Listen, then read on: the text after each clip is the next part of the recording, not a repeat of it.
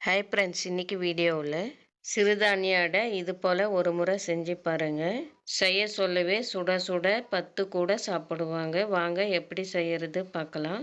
அதுக்கு ஒரு பாத்திரத்தில் அரை கப்பு கொண்டக்கடலை சேர்த்துக்கோங்க. அடுத்ததாக அதே கப்பால் அரை கப்பு பச்சை பயிறு சேர்த்துக்கோங்க. அதே கப்பால் வெள்ளை சோளம் அரை கப்பு எடுத்துக்கோங்க.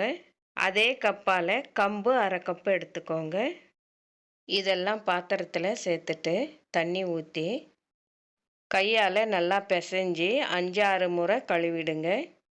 5-6 முறை இது போல் நல்லா கழுவுனதும் 8 ஹவர் ஊற வையுங்க. காலையில் டிஃபனுக்கு செய்கிறீங்கன்னா நைட்லேயே ஊற வச்சுடுங்க. நான் நைட்டே ஊற வச்சுருக்கேன். நல்லா ஊறி இருக்கு பாருங்கள். இது போல் நல்லா ஊறி இருக்கணும். இது போல் ஊற வச்சு செய்யும் போது இந்த அடை சாஃப்டாகவும் டேஸ்டாகவும் இருக்கும். இது போல் படிக்கிற பசங்களுக்கு செஞ்சு கொடுத்தீங்கன்னா ஞாபக சக்தி அதிகமாகும். கை கால் வலி முதுகு வலி எல்லாம் வராது. எலும்பெல்லாம் ஸ்ட்ராங்காகவும். இது போல் அடையாவோ தோசையாவோ சுண்டலாவோ இது போல அடிக்கடி செஞ்சு கொடுங்க. சோளம், கம்பு, கொண்டக்கடலை, பச்சை பயிறு பொருளில் எல்லாம் வைட்டமின், கால்சியம், ஃபைபர் சத்து ஜாஸ்தி இருக்குங்க. இதுல அடை எளிமையா டேஸ்டா எப்படி செய்யறது வாங்க. ஊற வச்ச சிறுதானியம் எல்லாம் மிக்சி ஜார்ல சேர்த்துக்கலாம். மிக்சி ஜார்ல சேர்த்ததும் கூடவே அடை செய்யறதுக்கு 6-7 காஞ்ச மிளகாய் எடுத்திருக்கேன். மிளகாய் சேர்க்கும் போது நீங்கள் கூட்டியோ குறைச்சியோ சேர்த்துக்கோங்க. கூடவே 5 பல் பூண்டு சேர்த்துக்கோங்க. அடுத்ததாக 1/2 இன்ச் அளவு இஞ்சி எடுத்திருக்கேன். இதை சின்ன பீஸாக கட் பண்ணி சேர்த்துக்கலாம். கூடவே 1/2 ஸ்பூன் சீரகம் சேர்த்துக்கலாம். சீரகம் சேர்த்துட்டு தண்ணி சேர்க்காம இது போல் அரைச்சிக்கோங்க. இது போல் அரைச்சதும் கலந்து கொடுத்து கொண்டக்கடலை, பச்சை பயிறு, சோளம், கம்பு சேர்த்து அடை செய்யும்போது சின்ன வெங்காயம் சேர்த்து அரைச்சி செய்யுங்க. டேஸ்ட்டு சூப்பராக இருக்கும்.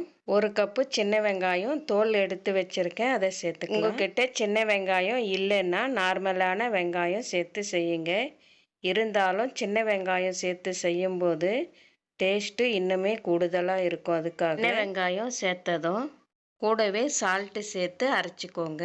தண்ணி சேர்க்காம இது போல் அரைச்சதும் அடை தட்டை எந்த அளவு தண்ணி தேவையோ அது போல் தண்ணி சேர்த்து அரைச்சிக்கோங்க. நான் 1/4 கிளாஸ் அளவு தண்ணி சேர்த்து அரைச்சிருக்கேன். பாருங்கள், இது போல் கட்டியாக இருக்கணும். இந்த மாதிரி அரைச்சிக்கோங்க. இது போல் அரைச்சி ஆனதும் பாத்திரத்தில் சேர்த்துட்டு ஒரு கொத்து கருவேப்பிலை கட் பண்ணி வச்சுருக்கேன். அரை கைப்பிடி அளவு கொத்தமல்லி பொடிசாக கட் பண்ணி வச்சுருக்கேன். ஒரு மீடியம் சைஸ் வெங்காயம் இது போல் பொடிசாக கட் பண்ணி சேர்த்துக்கோங்க. வெங்காயம் பொடிசாக கட் பண்ணி சேர்த்துக்கோங்க. அடை தட்டும்போது தட்டுறதுக்கு ஈஸியாக இருக்கும். இந்த மாவில் சேர்த்துட்டு கூடவே 1/2 ஸ்பூன் சோம்பு சேர்த்துக்கோங்க.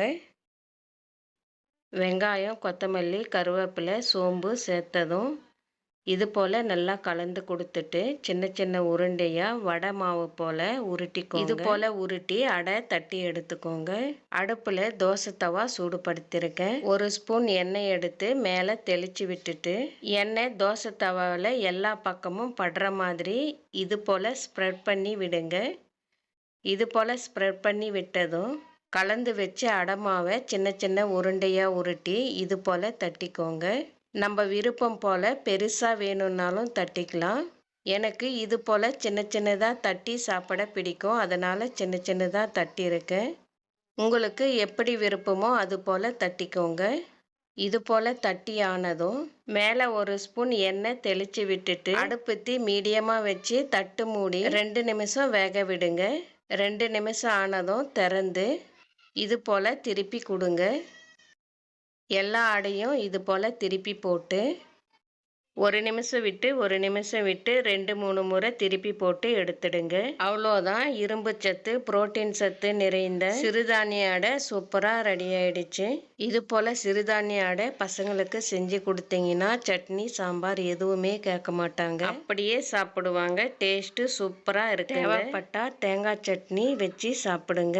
சிறுதானிய அடை இது போல் அடிக்கடி செஞ்சு சாப்பிட்டீங்கன்னா வெயிட் லாஸும் நம்மளோட உடம்பும் ஸ்ட்ராங்காக இருக்கும். இது போல நீங்களும் ஒரு முறை கண்டிப்பா செய்யுங்க. செஞ்சு பார்த்துட்டு உங்களோட கருத்துக்களை கமெண்ட்ல சொல்லுங்க. இந்த வீடியோ பிடிச்சிருந்தா வீடியோக்கு ஒரு லைக் நம்ம சேனலை சப்ஸ்கிரைப் பண்ணலைன்னா சப்ஸ்கிரைப் பண்ணிக்கோங்க. அப்படியே பக்கத்தில் உள்ள பெல் பட்டனும் தட்டி விடுங்க. அப்பதான் நான் போடுற வீடியோ உடனே நீங்க பார்க்கலாம். இன்னொரு வீடியோவில் பார்க்கலாம். தேங்க்யூ.